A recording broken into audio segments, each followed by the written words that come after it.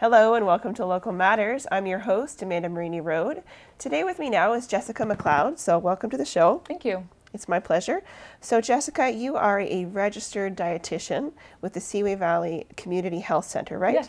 Yeah. Okay, so it's January, it's the third week of January, you know, New Year's resolutions may be fading away for some people. But, you know, it's that time of year where lots of diet programs are coming out, but people are feeling a little discouraged perhaps. Maybe they're staying on track. What are some tips you could suggest that people could stay on track with their weight loss goals and health goals? Right, well, you're certainly right. There's a lot of information available right now in terms of diet, but you have to look out for some things because there's a lot of information that could lead to just a lot of diet myths and gimmicks that are out there. So there's a few tips that I suggest when you're looking at starting a new program.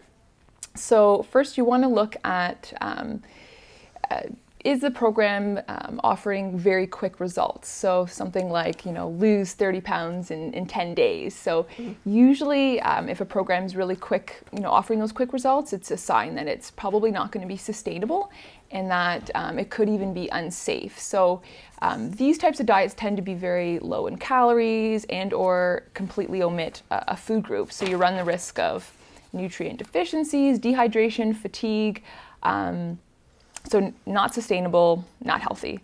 You also want to look out for any programs that offer special foods or supplements and you know, things that you have to purchase. So these programs aren't really teaching you how to change your habits. They're not really teaching you how to eat well in the real world. Right, because you're becoming reliant on that product. Exactly, yeah.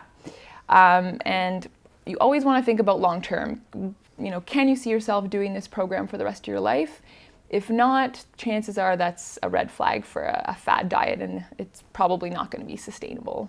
Okay, so what are some examples of what a balanced meal would look like, or a balanced breakfast, or just to start the day? Yeah. So good start is breakfast. So you've heard it a million times. Breakfast is the most important meal of the day.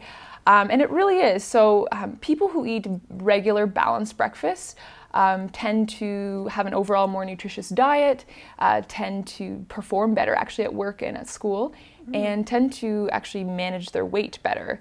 So, you know, breakfast is really important. And what that looks like is, you know, you want to think 3 food groups. So at least 3 of the 4 food groups from Canada's Food Guide.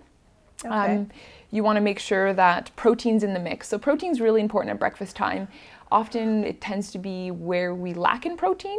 And why it's important is that it slows digestion, it keeps you feeling full for longer so that when that meeting comes up later in the morning or in the afternoon and you're, you know, there's sweets on the table, you're less likely to indulge because you've got that nice satisfying meal in you. Absolutely. Yeah, so, you know, granola, yogurt, fruit, or, you know, an omelet with some whole grain toast and some veggies in there. So 3 food groups, and that protein source is really important. Absolutely. I started off my day with my boiled eggs and a little bit of fruit, and so I think I did okay. Wasn't you perfect. Got your protein in. It wasn't perfect, but, you know, I'm working on it. So what else, though? I mean, obviously it doesn't stop at breakfast. I mean, just because you eat breakfast doesn't mean you're good to go for the rest of the day until dinner. Your blood sugar is going to dive. So what are some other things people can do? Yeah, so you're right. So you can't stop at breakfast. You do want to eat regularly throughout the day. So eating generally every 3 to 4 hours is a good idea. That sort of keeps your, like you said, your blood sugar levels stable. It helps give you that energy you need. I know this can be really difficult, or it sounds difficult whenever we're so busy, but really it doesn't have to be this big planned meal. It can be these nice little balanced snacks as well.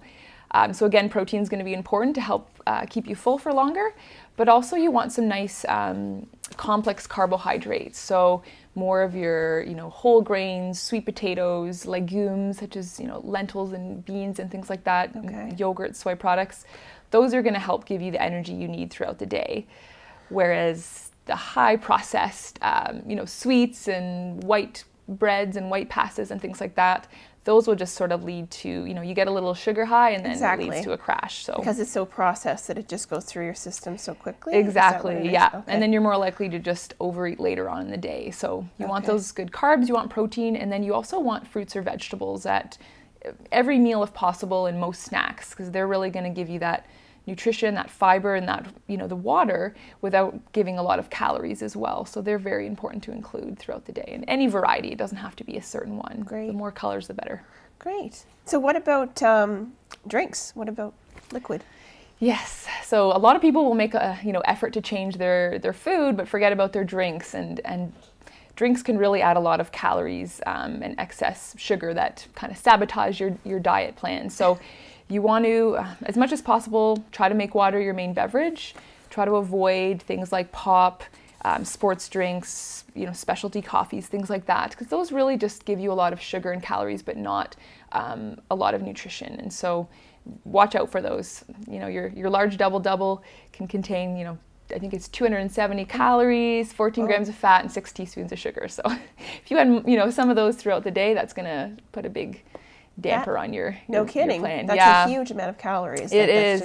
So I can't believe that. Yeah. What are some other things that people can do just to stay on track with healthy eating? So we've gone through a few nutrition tips, but the key is to stay on track for the new year, so beyond January. So a couple things I have to offer. First of all, actually sit down and write your goals. Research shows that if you write down your goals, you're more likely to actually achieve them. Mm-hmm. And what you can do when you write down your goals is use the SMART principle. So that stands for specific, measurable, attainable, realistic, and timely. So using that SMART principle really helps define your goal and avoid those generalizations that are hard to measure, like I'm going to eat healthier in 2016. Absolutely. Yeah, so SMART goal.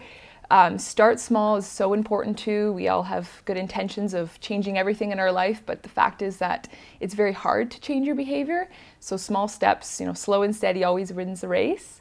And lastly, you want to really enjoy what you're doing. If you are someone who hates, cauliflower and broccoli and you include it at every meal, you're not going to continue to do that. So you want to actually somewhat like what you're doing.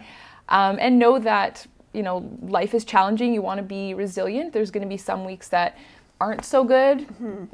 Life throws things at you. So just rather than kind of giving up and throwing in the towel, you want to think, okay, start again. Yeah, today was hard. What can I do to get over this though? And that's really how you're going to continue with those goals. And staying creative too. I think being creative with your meals and how you're eating and having some diversity definitely is important too. Well, it was a pleasure having you on the show, Jessica. It was great talking with you and learning more about healthy nutrition and fostering better healthy habits. So thank you. Thanks for having me.